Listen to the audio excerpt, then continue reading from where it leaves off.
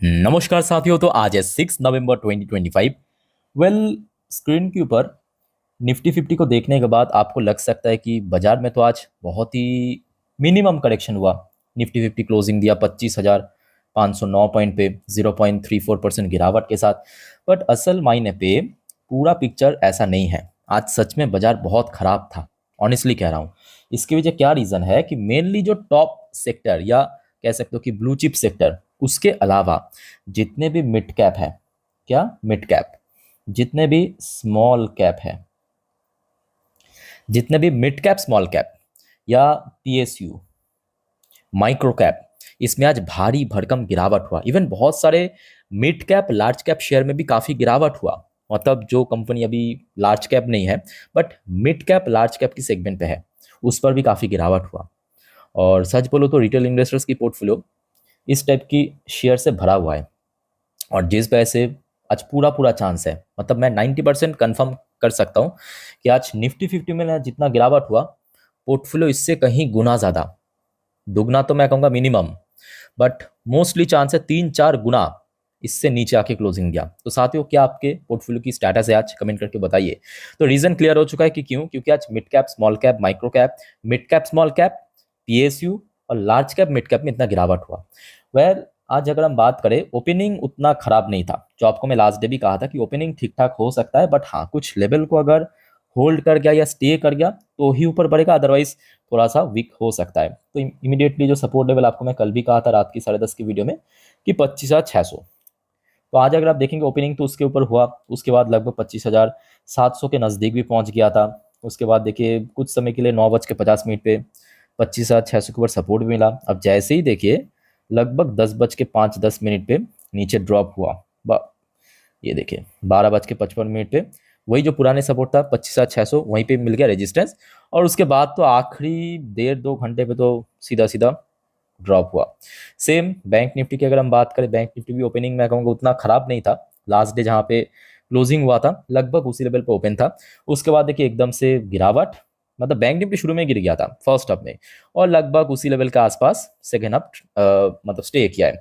अच्छा, ये तो हो गया आपका निफ्टी 50 बैंक निफ्टी। आ जाइए, इसके अलावा बाकी सेक्टर का भी कुछ हाल ऐसा ही है, एक आध सेक्टर के अलावा। जैसे कि बैंक्स तो आपके सामने ही है। आईटी आज मैं कहूँगा बहुत ज़्यादा पॉजिटिव तो नहीं था, बट एटलीस्ट कुछ हद तक पॉजिटिव था बिकॉज ऑफ लास्ट नाइट हमने क्या देखा था, यूएस मार्केट पॉजिटिव में क्लोजिंग दिया था। ठीक है, फार्मास्यूटिकल सेक्टर में गिरावट हुआ, फाइनेंशियल सर्विस सेक्टर में गिरावट हुआ, एफएमसीजी सेक्टर में क्या हुआ कि कुछ बड़े कंपनी आज पॉजिटिव में क्लोजिंग दिया, अदरवाइज एफएमसीजी सेक्टर भी ओवरऑल बात करें नेगेटिव ही था। एमएन सेक्टर गिरावट हुआ, सर्विस सेक्टर में गिरावट, एनर्जी सेक्टर में गिरावट, रियलिटी सेक्टर में गिरावट, पीएसयू बैंक भी आज कुछ हद तक नीचे आया। पीएसई सेक्टर जो आपको मैं शुरू में कह रहा था कि mid cap small cap PSU, तो बेसिकली जो सरकारी कंपनी की सेक्टर्स है उसमें आज भारी भरकम गिरावट, 1.67% नीचे क्लोजिंग गया। और एक एक शेयर तो लगभग 2-3% करके गिर रहा था। कंजप्शन सेक्टर में गिरावट हुआ, ऑटो सेक्टर फ्लैट क्लोजिंग, इसको पॉजिटिव कंसीडर नहीं कर सकते। मेटल सेक्टर शुरू में जितना अच्छा था ना, क्लोजिंग उससे बहुत खराब दिया, 2% नीचे मेटल सेक्टर।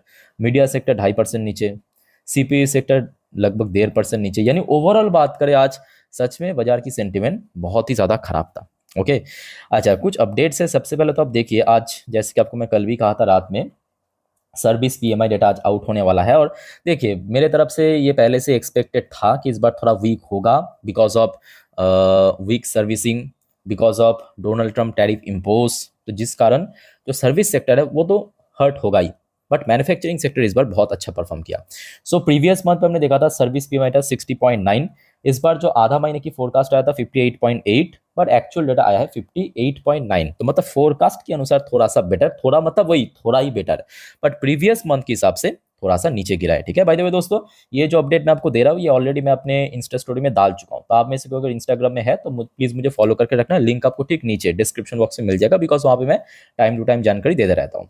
उसके बाद आ जाइए, मेरा चाचा यानी डोनाल्ड ट्रंप की तरफ से भारत पर फिर से कुछ बयान आया। वही सेम क्लेम, मतलब पाकिस्तान और भारत के बीच मैंने समझौता करवाया। बट इस बार मजेदार बात क्या है, देखिए 8 plane shoot down, Donald Trump at 1 more plane in his India Pakistan ceasefire claim. तो लास्ट टाइम जब क्लेम किया था तब डोनाल्ड ट्रंप ने ये कहा था कि टोटल मतलब इस जंग पे भारत की 7 प्लेन गिरा है। और इस बार एक्स्ट्रा एक और प्लेन ऐड कर दिया।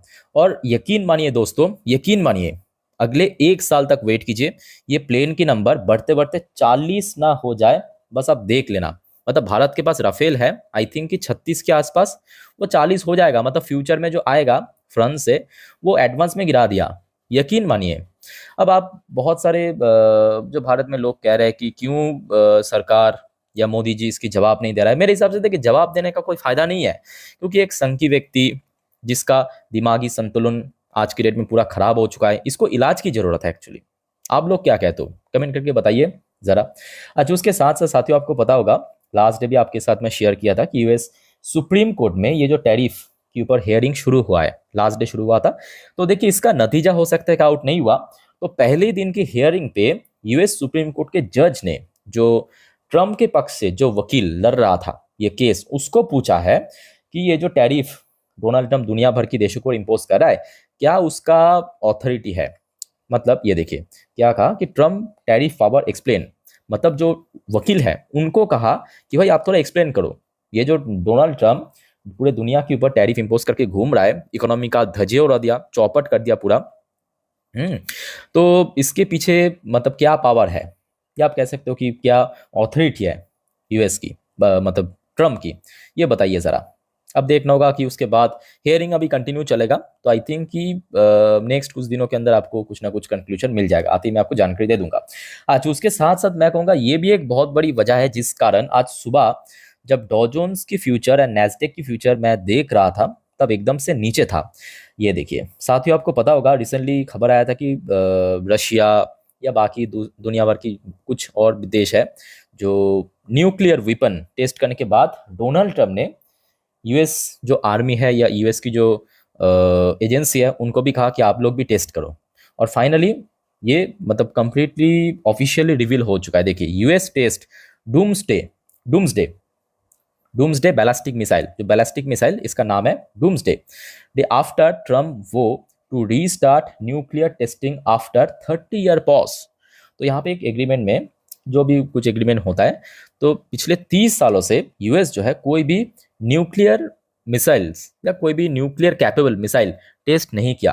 तो फाइनली टेस्ट करना शुरू कर दिया, जिसका नाम डूम्सडे बैलिस्टिक मिसाइल, जो कि न्यूक्लियर वेपन कैपेबल है, मतलब जिसमें न्यूक्लियर वॉरहेड भरा जा सकता है। ठीक है, ऐसे मिसाइल्स को टेस्ट कर लिया है। और उसके बाद एक बार मैं आपको दिखाना चाहता हूं कि आज सुबह डॉ जोन्स की फ्यूचर की रिएक्शन कैसा था। वैसे तो आपको पता ही होगा यूएस इकोनॉमी वैसे ही स्ट्रगल कर रहा है, भले ही देखिए शेयर मार्केट ऊपर है, डज नॉट मैटर कि सब कुछ सही है, इन मतलब इंटरनली या कोर बात करें बहुत वीक है। और जब ये सुबह सुबह अपडेट आया, यहाँ तक पहुंच गया, देखिए डॉ जोन्स की फ्यूचर इतना नीचे पहुंच गया। तो कहीं ना कहीं देखा जाए इसका भी थोड़ा सा रिएक्शन तो देखने को मिला ही होगा। अब नैस्डैक की फ्यूचर की बात करें, वो हो सकता है कि अभी पॉजिटिव में है, अभी आपको यहाँ पे ग्रीन में दिख रहा है, ठीक, बट सुबह यहाँ पे था एक्चुअली। ठीक है, तो साथियों ये तो खैर अभी की अपडेट है। मैं आपको आज रात की 10:30 की वीडियो में इसके ऊपर डिटेल में जानकारी दे दूंगा। ओके, अच्छा, तो यहाँ तक क्लियर हो चुका है कि किस वजह से थोड़ा बहुत बाजार में वीकनेस था। चलिए, यहाँ पे कुछ मनी कंट्रोल की वेबसाइट में फॉर्मल न्यूज शेयर किया है, देख लेते हैं यहाँ पे कौन कौन सी की फैक्टर को पॉइंट आउट किया है। अच्छा, सबसे पहला की फैक्टर तो यही मेंशन किया कि एफआई सेलिंग कंटिन्यू। बट देखिए, मैं समझता हूँ कि ये बात सही है कि एफआई की सेलिंग कंटिन्यू, और ये भी फैक्ट है कि एफआई की जब तक ना कंटिन्यूअसली इन्फ्लो आए, तब तक बाजार में कोई सस्टेनेबल रिकवरी या सस्टेनेबल गेनिंग होने का चांस बहुत कम है। ठीक है, अब उसके साथ साथ तो ये भी फैक्ट है, अब मेरे बात को ध्यान से सुनिएगा एकदम ठंडे दिमाग से, कि एफआई यही चाहते हैं, क्या चाहते हैं, एफआई यही चाहते हैं कि आप लोग निकल जाओ। आप लोग मतलब कौन, रिटेल इन्वेस्टर्स निकल जाओ। तो जिसके कारण बाजार में एक फालतू की पैनिक क्रिएट किया जा रहा है, याद रखना। अब देखिए, आप कितने लोग मेरे साथ एग्री करेंगे नहीं करेंगे, आई डोंट नो, बट आप अगर एट द एंड मेरे बात को फॉलो करेंगे ना, तो आप देख पाएंगे कि देखिए, ये सब एक कह सकते हो कि स्ट्रेटजी की पार्ट है।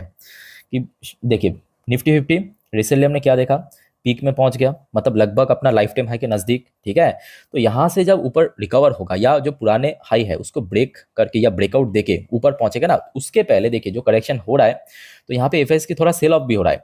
इसके कारण क्या हो रहा है समझिए, जो रिटेल इन्वेस्टर्स की माइंडसेट क्या होता है, भाई गिर गया पोर्टफोलियो का धज्जो उड़ गया, भाई निकल जाओ एकदम तो क्या करते हैं कि बेच बुझ के निकल जाता है। तो बेचता जब है ना, तो आप लोगों ने भी आई थिंक नोटिस किया होगा कि आप लोग जब बेचते हो ना, उसके बाद मार्केट धड़ाक से ऊपर जंप करता है। ऐसा होता है कि नहीं होता है, प्लीज कमेंट करके बताइए, होता है ना। क्योंकि मैं जब एकदम शुरू शुरू में मैं भी बिगिनर्स था, एकदम एकदम बिगिनर्स लेवल पे कुछ समझ, तो मैं भी ये रियलाइज कि भाई ऐसा क्यों होता है। तो अभी समझ आता है कि भाई थोड़ा थोड़ा करके कि एफआईएस की ये बहुत बड़ी प्लानिंग है कि भाई इन लोगों को निकालो पहले, उसके बाद इन लोग खरीदेंगे, कौन, एफआईएस, और फिर निफ्टी फिर से पीक में जाएगा। क्योंकि ऑलरेडी हमने लास्ट डे भी देखा था, आई थिंक कि गोल्डमैन सैच सेंसेक्स को टारगेट भी दिया था जून 2026 तक 1 लाख में पहुंच जाएगा। ठीक है, वो इम्पॉसिबल बात नहीं है, पर उसके लिए रिटेल इन्वेस्टर्स को निकालना जरूरी है। याद रखिए, आप जैसे ही निकालोगे बस तुरंत मार्केट स्पाइक करेगा। दैट्स वाई मैं आपको बार बार कहता हूँ कि पेशेंस रखिए, पेशेंस रखिए। यहाँ पे पेशेंस के अलावा सिंपल और कुछ नहीं चाहिए। अगर आपको जो कोई भी कंपनी एक्सवाइजेड आपने निवेश किया, डज नॉट मैटर, वहां पे अगर आपको भरोसा है तो थोड़ा सा तो होल्ड करे, थोड़ा सा तो पेशेंस रखे, सिंपल बात। ठीक है, अच्छा, प्रॉफिट बुकिंग इन की सेक्टर, हाँ ये भी फैक्ट है कि कुछ कुछ सेक्टर्स में आज प्रॉफिट बुकिंग हुआ है, काफी अच्छा वेटेज कैरी करता है। डॉलर नियर 5 मंथ हाई, ये बहुत बड़ा कोई रीजन नहीं है। अच्छा, एक्सपायरी डे वॉलेटिलिटी, जैसे कि मंगलवार के दिन निफ्टी 50 वगैरह सब एक्सपायर होता है। आज सेंसेक्स में जितने भी इंडेक्स है, मतलब जो भी आपके सेंसेक्स, वो एक्सपायर हुआ है बृहस्पतिवार, ठीक है, थर्सडे के दिन। तो ये भी फैक्ट है, और कुछ टेक्निकल व्यू जो आपको मैं शुरू में बता दिया। ओके, तो यहाँ पे साथियों ये कुछ अपडेट मैं आपके साथ शेयर किया। अब चलिए कुछ और भी अपडेट्स है। अच्छा, कल रात में वैसे तो यूएस मार्केट काफ़ी अच्छा था। अच्छा, थोड़ा सा एशियन पैसिफिक बाजार को भी देखेंगे। पहले हम आज करेंसी की मार्केट में क्या हाल है देख लेते हैं। जैसे कि करेंसी में कहूँगा एकदम सही है, करेंसी में कोई गड़बड़ नहीं है, और एफआईएस तो लगातार सेल कर रहा है, बट आई थिंक कि बहुत जल्दी वापसी भी होगा। बस यहाँ पे पेशेंस की आवश्यकता है। मैं बार बार कह रहा हूँ कि बाद में एक बार क्या होता है कि देखिए, एक्शन या एक्ट करने के बाद वहाँ पे आप पछतावा की कोई रास्ता नहीं है। एक बार आप जैसी लॉस बुकिंग करेंगे, लॉस हम तब तक नहीं करते जब तक हम बेच नहीं देते, याद रखिएगा। हो सकता है कि देखिए, मान लीजिए आपके पास कोई शेयर है XYZ, फॉर एग्जाम्पल मैं आपको बता रहा हूँ, XYZ शेयर है, इसको आपने 100 टक्का या 100 रुपये में खरीदा, आज उसका भाव पहुंच गया 70 रुपये में। ऑब्वियसली बात है, पोर्टफोलियो 30%, मतलब जो शेयर में 30% नीचे ड्रॉप दिखाई दे रहा है, किसी को अच्छा नहीं लगता, ऑनेस्टली कह रहा हूँ, मुझे भी अच्छा नहीं लगता। जैसे ही आप बेचेंगे तभी आपने लॉस बुक किया, याद रखना। इसको आप जब तक होल्ड करके रखेंगे तब तक लॉस नहीं है, ठीक है, वो अनरिलीज लॉस कहा जाता है। तो वो एक्चुअल लॉस नहीं है। एक्चुअल लॉस कब है, जब आप उसको बेचेंगे। इस वजह से आपको बार बार समझाने की कोशिश करता हूँ। अब देखिए, समझना ना समझना वो आपके ऊपर है। मैं मेरे तरफ से 100% देने की कोशिश करता हूँ, हमेशा प्रयास करता हूँ कि आप लोगों को अच्छे से समझाना। अच्छा, फिलहाल देखिए, एशियन पैसिफिक बाजार, जापानीज मार्केट आज फिर भी सही था, चाइनीज मार्केट भी सही था, हांगकांग की मार्केट भी सही था, साउथ कोरियन मार्केट भी सही था। इंडियन मार्केट, देखिए इंडियन मार्केट गिरावट के पीछे एक और मैं कहूँगा माइनर रीजन ये भी है, लास्ट डे याद कीजिए, गुरु नानक जी जयंती की वजह से बाजार क्लोज था, बट एशियन पैसिफिक बाजार वीक था, तो उसका भी कहीं ना कहीं एक एडजस्टमेंट आप कह सकते हो कि आज इंडियन मार्केट में देखने को मिला। ताइवानिश मार्केट आज ठीक ठाक था, ऑस्ट्रेलियन मार्केट भी ठीक ठाक था। ये खचरा आज गिरा है, बहुत बढ़िया, खचरे को और गिरना चाहिए। न्यूजीलैंड की मार्केट आज वीक था, मलेशियन मार्केट थोड़ा वीक था, इंडोनेशियन मार्केट फ्लैट था, सिंगापुर मार्केट काफ़ी बढ़िया था, थाई मार्केट भी बढ़िया था। यानी ओवरऑल बात करें, मोस्टली आज 2-3 को छोड़ के, इंक्लूडिंग इंडिया, मोस्टली मार्केट आज काफ़ी पॉजिटिव में क्लोजिंग दिया। तो होपफुली साथियों आपको क्लियर हो चुका है, जो आपको मैं समझाने की कोशिश करता हूँ। अच्छा, याद रखना, आज बहुत सारे कंपनी की रिजल्ट भी आउट होगा, इवन और भी कुछ इंपॉर्टेंट अपडेट्स है जो कि आपके साथ मैं धीरे धीरे करके शेयर करूंगा, एक एक करके वीडियो के थ्रू। तो एक भी अपडेट मिस मत करना। और आप लोग अगर चैनल को अभी तक सब्सक्राइब नहीं किया ना, रिक्वेस्ट करूंगा आप सभी को, प्लीज फटाफट कर लीजिए सब्सक्राइब, ऐसे इन्फॉर्मेटिव वीडियो हर रोज हर वक्त पाने के लिए। और याद रखना, रात की जो 10:30 वाली वीडियो आएगा, जिस पर हम नेक्स्ट डे मार्केट प्रेडिक्शन, पूरे दिन शेयर बाजार की अपडेट डिटेल में कवर करते हैं, उसको देखना मत भूलिएगा। और रात के 12 बजे की वीडियो जियो पॉलिटिकल अपडेट, ठीक है। बाकी इस वीडियो को वाइंड अप करता हूँ, मिलता है नेक्स्ट वीडियो में। टेक केयर, बाय बाय, जय हिंद।